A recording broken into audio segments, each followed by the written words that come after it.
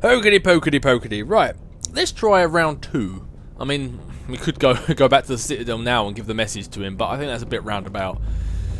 We can. I think he can wait until we're on the Citadel next time to give him that bit of information. Anyway, at least that's one side quest out of the way.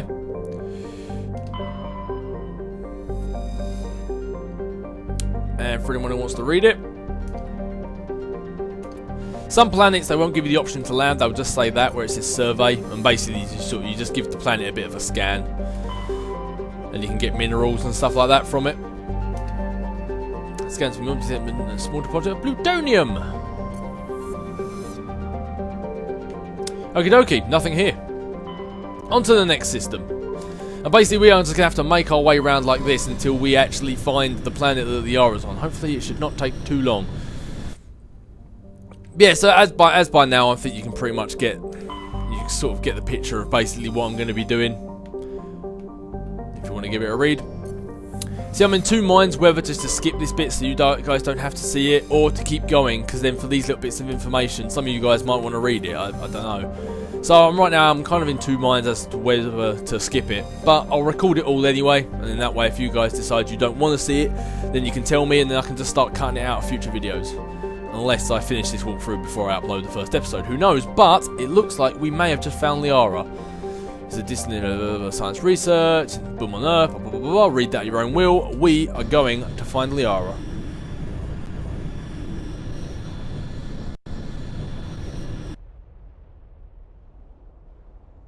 So right, the team that I meant to take for the mission with Liara was Rex and Tally, and so they just came on that last mission with me. There's no reason why I shouldn't take them on this one as well. I think it's a nice overall thing. The only thing I'm thinking is maybe take Caden instead. Now there's a lot of shooting in this one. I think we need some firepower as well. Rex, Tally, that's a good shout. That's a good one for combat, but the only problem with that, I don't think it doesn't have enough tech strength for me. So Tally, you're coming along for the ride too.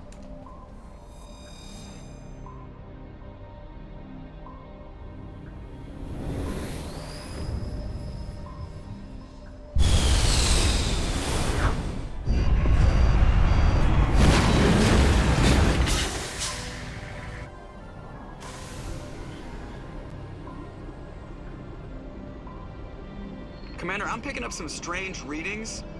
Really strange, like off the damn charts. It looks like it's coming from an underground complex a few clicks away from the drop zone. Now this is where you'd normally get your tutorial on the Mako, but unfortunately we took our tutorial in the deep zone with the Thresher Maul, so it's how Dave Shepard does. It makes Rex proud to be under his command.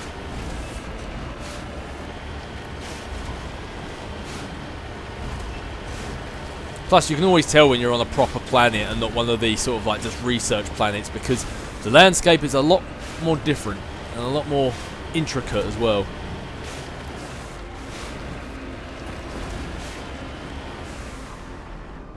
Oh, I didn't know where we were heading for a second. Don't go in the lava now.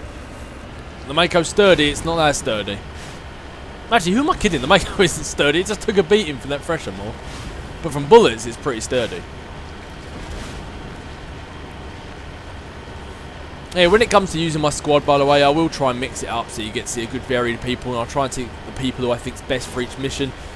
But when it comes down to overall, there will be some people who get used quite a bit less than others, just because, so, like Ashley, for example, their skills just don't quite match how I play. That is a big Geth ship. And they are some Geth armatures. And I missed. Whoa. Don't stay still, as they will shoot you, Dave. Yeah, when you're in the Mako, never, as tempting as it may be. Why is it not hitting that guy? There you go. As tempting as it might be, don't stop when you're trying to shoot these things, because otherwise it just gives them a much easier target to hit. And you know when they're about to shoot because they kind of squat up on like 4 legs and go up quite high. And that's another thing about the Mako as well. You see the gun, it raises up, but it can't raise down. So if you're on a perch, say like, I don't know, let's just get an example. Say like you're poking up just a little bit like that, and you're trying to shoot where I'm pointing now, you won't be able to hit them because your gun's pointed up too much. And that's what was happening just then when you saw I had my target dead on that armature. but the bullet or the rocket hit really far behind him, and that's because the gun just couldn't like lower down any further. Oh, we've got company. Only a fool punches a knapsack in the mouth. We should sneak around and pull its tail. Exactly, Rex, and that's exactly what I plan on doing. Why drive head onto something when you can just go around the back of it? Apparently there's a Geth up there. That Geth can go do one. I think we meet that guy later on. We have company, and I completely missed. Oh, that guy did miss. Maybe we should recruit that Geth for our team. Oh, see, just like that there. If in doubt, just run them over! Does the job just fine. Unless you run over an explosive crate like that, and I am stuck on something. Oh, I might have put myself in a pickle here. We need to get out of the corner. Might have nearly lost shields. Boom! And you two, Geth, you can stop that right now. Ho-ho-ho! Barbecued Geth. Apparently there's one guy. Oh, he's behind that barrier. And there's still some stuff behind that. I'm not going to be stupid enough to pull up that barrier. As Rex said. Oh god, I don't think Rex said that. Moving out. Go behind it and shoot it in the tail.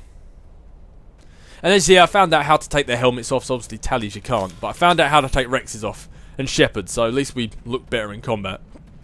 I mean, you have the helmets on and they look silly because you just can't see their faces, and it kind of takes away from the whole point of having different characters. Oh, some Turian armor. Might come in handy. Garrus might thank me for that later. I'm a little busy here. Doing what? You're just as busy as I am. Oh, I think we may have company around here.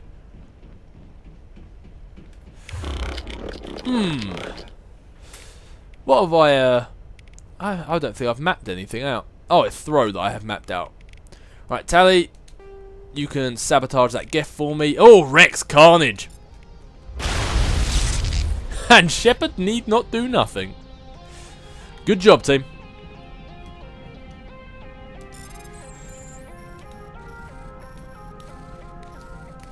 Oh no!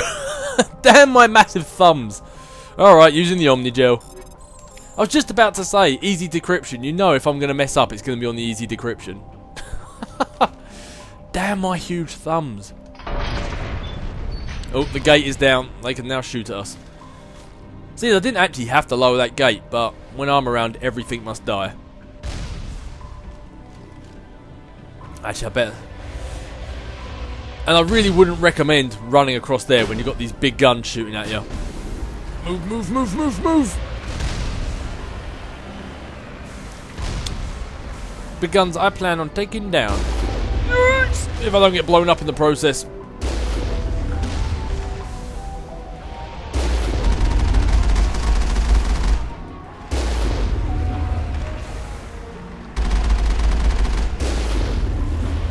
Just remember to keep an eye out for the rockets they shoot as well. You don't see them when they shoot them, but they begin to light up the closer they get to you. All targets down. But if they get pretty close to you and then you're only just beginning to see them, you probably haven't got enough time to get out of the way. There's also a fancy little trick I found. If you don't know if all your enemies are destroyed, like sometimes you can't move on in a level unless like all your enemies have been killed. And a fancy little trick I found out is you can only sprint when you're in combat. So a good way is to hold down A or X if you're on PlayStation, and if he doesn't sprint, then you know there's no enemies around, because obviously if there were enemies he'd sprint along with you. And where is Rex? Oh, no, what am I doing?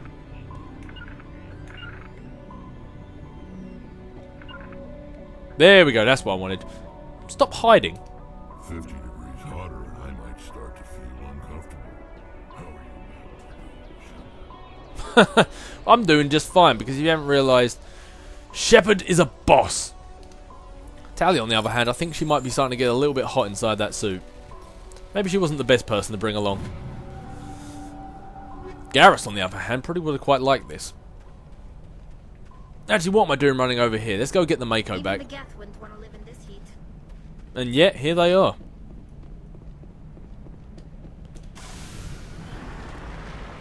See, most commanders would make you wear your helmets in this heat. Nah, not Commander Shepard. Anything behind there? Nope. Okay, let's get this barrier down.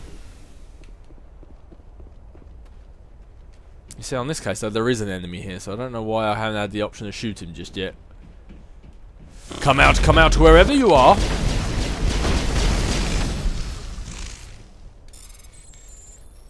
Oh, jeez, I pushed the wrong button right at the very start.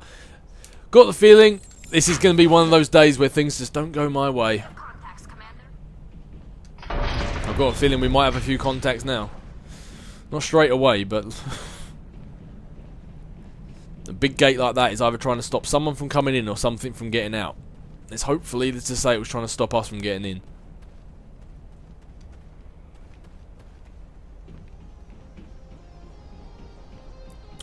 Anything around here?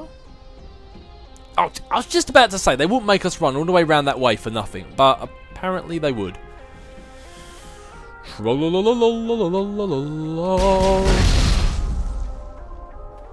Oh, and I thought that was a crate. Unless I just blew up the crate by shooting all that stuff. Anyway, let's get in the Mako. I feel like destroying something with a big gun. Apparently, when you are like killing stuff in the Mako, if you've got endless amounts of times and you're very confident in your abilities, you get more experience points for killing stuff by hand. So if you just hurt something until it's in low health and then get out the Mako and start shooting it, you'll get more experience points for actually getting the kill on foot. But most people, like myself, aren't going to funny ass around doing that when they can just fire the big guns!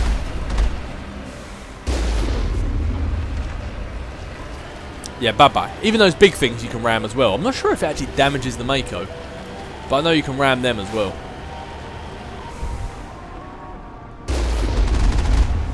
Yeah, I'd say stop and take aim, unless you're like extremely good with your shots. Stop, take aim, but then remember to keep moving again, because if there's a few of them, one of them doesn't do you too much damage, but it's funny how quickly they can start doing you damage. And I'm getting sniped, aren't I? Son of a... You just wait until I get over there, Geffs. As I say, all it takes is quite a few shots, like in combination, and they rack up the damage pretty quickly. Boom!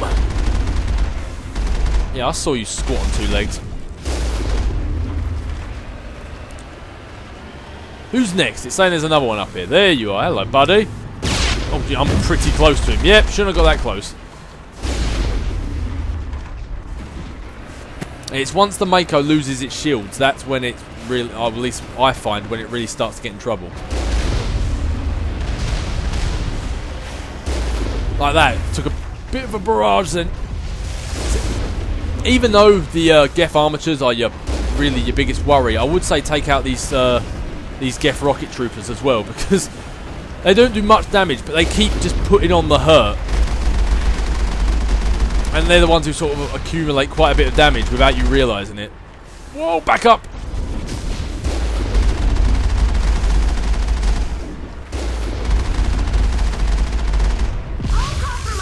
Oh, Jesus. I'm not getting taken out by one Geff Colossus. Reverse! And I have no Omni Gel to heal myself. Looks like we're taking this one out on foot.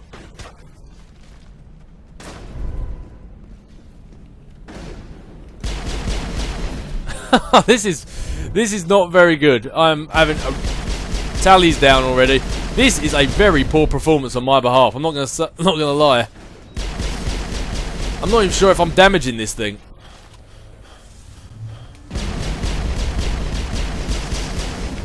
Geff carnage, or Rex do carnage. Ah, and it's down. I think the Mako may have seen better days. Oh, good God. That was pathetic. I can't believe I let the Mako get that hurt. But you can see what I mean when I said about it like racking up damage without you even realising. I didn't even realise I'd run out of Omni Gel. Is this thing going to be safe to drive? I'm going to save it. I'm going to save it again just in case. Oh dear, please don't tell me it's going to be one of these days.